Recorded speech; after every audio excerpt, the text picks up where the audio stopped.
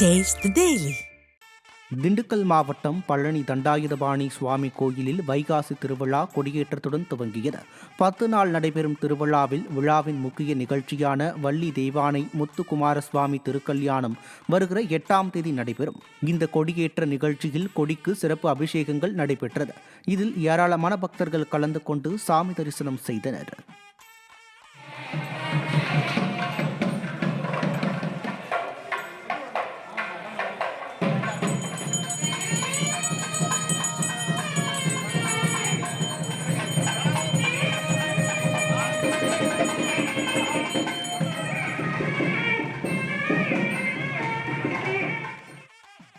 திருவள்ளூர் மாவட்டம் சிறுவாபுரி முருகன் கோயிலில் செவ்வாய்க்கிழமையை ஒட்டி பக்தர்கள் கூட்டம் அலைமோதியது.